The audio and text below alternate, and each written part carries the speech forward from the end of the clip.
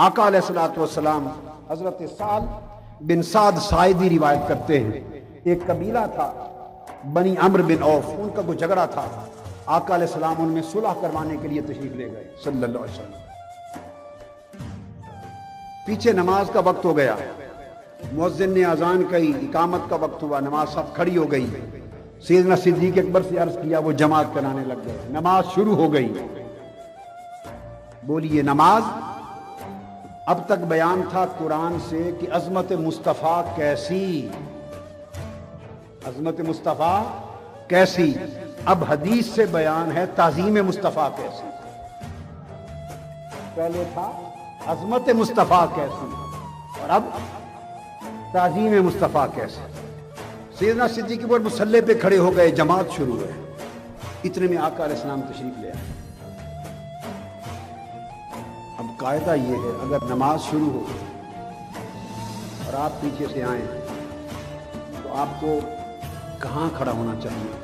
خواہ کوئی کتنا بڑا محدث، کتنا بڑا مفسر، کتنا بڑا عالم اور مجتہد، کتنا بڑا مجدد، کتنا بڑا ولی، کتنا بڑا امام کیوں نہ ہو، جب نماز شروع ہے تو آئے گا تو کہاں کھڑا ہوگا؟ جہاں آخری صف میں یا جس صف میں جہاں جگہ ملے، صفوں کو چھیڑے بغیر وہیں کھڑا ہوگا۔ یہ حکم ہے یا نہیں؟ بولیے۔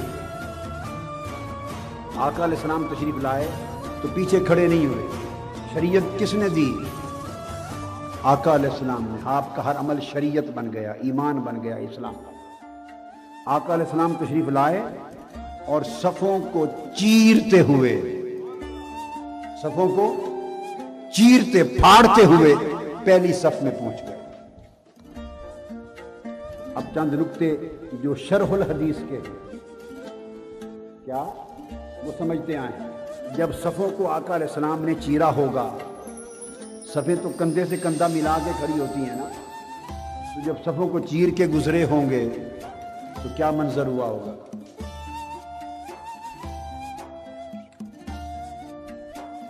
یوں ہی حضور کو دیکھا، ادھر والے ادھر، ادھر والے ادھر، پھر ادھر، پھر ادھر، پھر ادھر، پھر ادھر، اور صفوں کو چیرتے ہوئے گزرے تو سب کا دھیان آقا علیہ السلام کی طرف ہو گیا یا نہیں؟ بولیے۔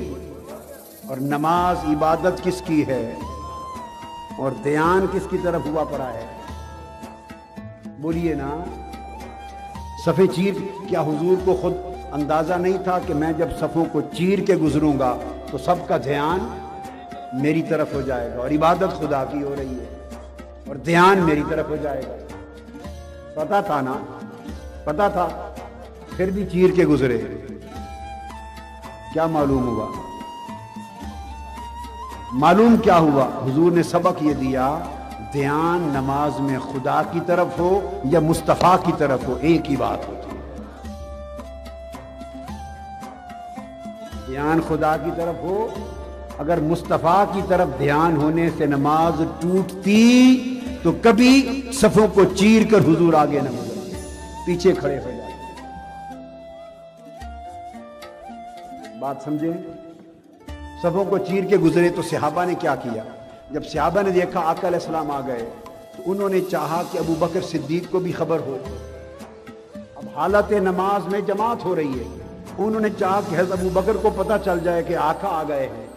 اب ان کو اس سے پہلے مسئلے کی خبر نہیں تھی، کبھی پہلے ایسا واقعہ پیش نہیں آیا تھا۔ انہوں نے ہاتھوں پر ایسے ہاتھ مارنے شروع کر دیے، ایک صحابی نے مارے، دوسرے نے مارے، تیسرے نے مارے، ساری صفیں جب ایسے الٹے ہاتھ سے تالیاں بجانے لگ گئیں تو مسجد میں کیا ہو گیا ہوگا؟ تالیوں کا شور، اور ہو کیا رہا ہے؟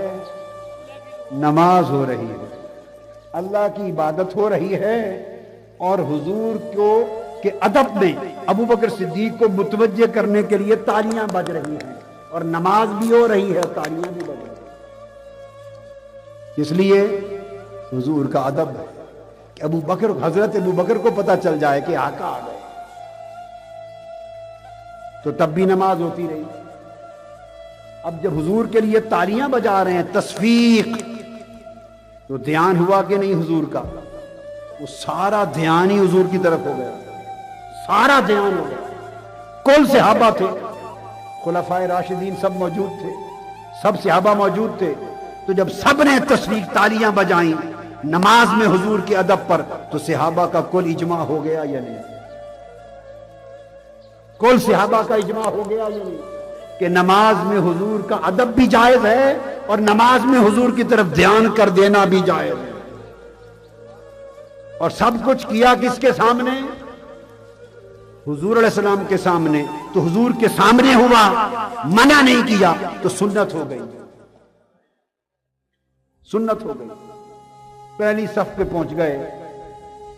اب حضرت سہل بن سعد ساعدی کہتے ہیں کہ سیدنا صدیق اکبر جب نماز میں کھڑے ہوتے تو ان کا معمول یہ تھا کہ وہ دھیان نہیں کرتے تھے دائیں بائیں، دائیں بائیں دھیان نہیں کرتے تھے، مگر فلما اکثر الناس التصفیق، حدیث، جب لوگوں نے تالیاں بجانے کی حد کر دی، بہت زیادہ تالیاں بجیں اور شور مچا، تو ان کی سمجھ میں بھی آ گیا کہ یہ تو عام بات نہیں ہے، یقیناً انوکھی بات ہے کہ سارے صحابہ تالیاں بجا رہے ہیں، مجھے متوجہ کرنے کے لیے تو یقیناً آقا آ گئے ہوں۔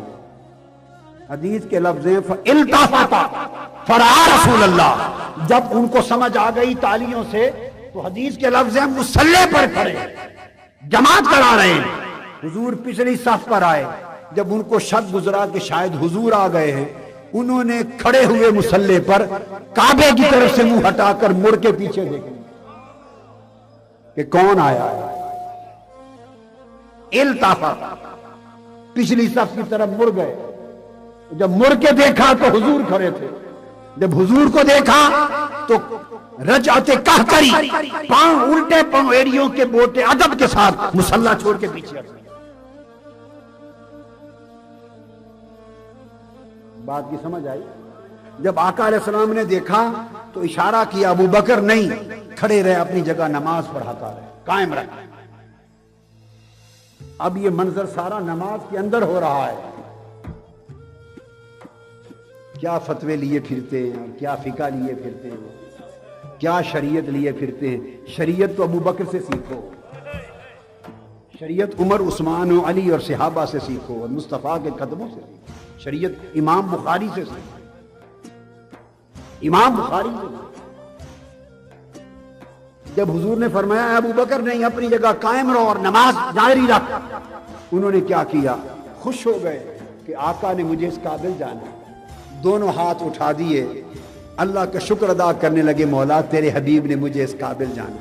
شکر ادا کر کے حضور کے فرمان کے باوجود پھر مصلی چھوڑ کے ہٹ گئے، کھڑے نہیں رہے، مصلی چھوڑ کے ہٹ گئے۔ جب مصلی خالی ہو گیا تو آقا علیہ السلام آگے بڑھ گئے، جماعت کرا دی۔ فلما انصرف، جب سلام پھیرا تو فقال یا ابا بکر، سلام پھیر کے پوچھا ابو بکر کیا بات ہے؟ ابو بکر کیا بات ہے؟ جب میں نے تمہیں حکم دیا تھا ما مانعک ان تثبت اذ امرتک، جب میں نے حکم دیا تھا کہ اپنی جگہ پہ کھڑے رہنا، تو تمہیں کس شے نے منع کیا وہاں کھڑے رہنے سے؟ پھر پیچھے کیوں ہٹائے؟ اب قربان جائیں امام المؤدبین، امام العاشقین سیدنا ابو بکر صدیق، قربان جائیں۔ ابو بکر صدیق سے آقا نے پوچھا میرے حکم کے باوجود پھر تمہیں کس شے نے منع کیا کھڑے رہنے سے؟ عرض کیا حضور آپ کے ادب نے، آپ کے ادب نے۔ لفظ کیا ہے؟ عرض کیا ما کان لابن ابی قحافہ ان یصلی بین یدی رسول اللہ، آقا حکم سر آنکھوں پر، ابو قحافہ کے بیٹے ابو بکر کی کیا مجال کہ حضور پشت کے پیچھے کھڑے ہوں اور وہ مصلی پر کھڑا رہے؟ تو حضور کے ادب میں پیچھے ہٹایا۔ تو بولو نماز عبادت کس کی؟ خدا کی۔ بولو عبادت کس کی؟ خدا کی۔ اور ادب کس کا ہو رہا ہے؟ مصطفیٰ کا۔ عبادت خدا کی ہو رہی ہے، ادب مصطفیٰ کا ہو رہا ہے۔ یہ ہے عقیدہ صحابہ اور اہل، عقیدہ خلفاء راشدین۔ اور یہ بات امام بخاری کو اتنی پسند آئی، امام بخاری کو ان کا عقیدہ دیکھیں. امام بخاری عاشق رسول تھے. امام بخاری کا عقیدہ آپ کا عقیدہ تھا. سن لو, آپ والا عقیدہ تھا. اس حدیث کو چونکہ حضور کے عشق اور ادب کی حدیث ہے, 6 مقامات پر بخاری میں بار بار روایت کیا, 6 بار روایت کیا. اور عاشق رسول ایسے تھے کہ حضور کا منہ مبارک رکھا ہوا تھا امام بخاری نے. ہر رات حضور کے منہ مبارک کی زیارت کر کے سوتے.